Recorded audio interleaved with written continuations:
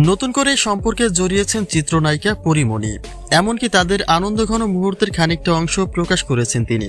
রাজের সাথে পরীমণির সম্পর্ক ছিন্ন হবার প্রায় 2টি বছর পেরিয়ে যাচ্ছে, কিন্তু এতদিনে একাকিত্ব বহাল রাখা হলেও এবার যেন রাজ্য এবং প্রিয়মকে ছায়া দেওয়ার মানুষ খুঁজে নিয়েছেন পরীমণি।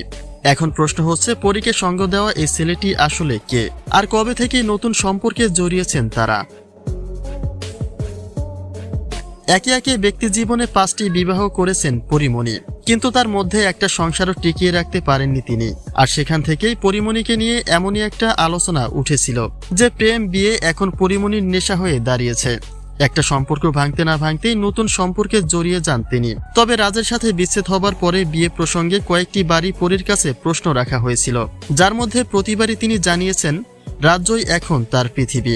তাই রাজ্যকে নিয়েই বাকিটা জীবন পার করে দিতে চান পরীমণি। তাহলে এমন প্রতিশ্রুতি দেওয়া সত্ত্বেও কিভাবে নতুন সম্পর্কে জড়ালেন তিনি, সেই প্রশ্ন তো থেকেই যায়।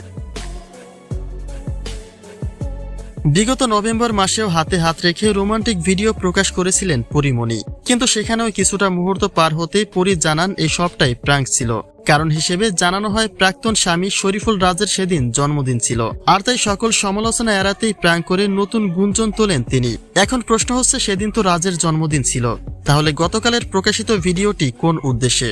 চিত্রে দেখা যায় আকাশের দিকে তাকিয়ে হাতে হাত মিলিয়ে ভালোবাসা প্রকাশ করছেন পরীমণি। তবে তার ক্যাপশনে লিখে দিয়েছেন বিতর্ক, অর্থাৎ তার উদ্দেশ্যই হলো নিজেকে আলোচনায় তোলা, কিন্তু তা যেন অনেকেই মানতে নারাজ। বলা হচ্ছে রাজের সাথে হুট করে প্রেম বিয়েতে জড়িয়ে গিয়েছিলেন পরীমণি, আর সেই একই ধারা এবারেও যে দেখা যাবে না তার নিশ্চয়তা কি? অর্থাৎ বিতর্কের অজুহাতে সত্যিই কোনো প্রেমের সম্পর্কে জড়িয়েছেন কিনা সেই ধোঁয়াশা যেন থেকেই যায়।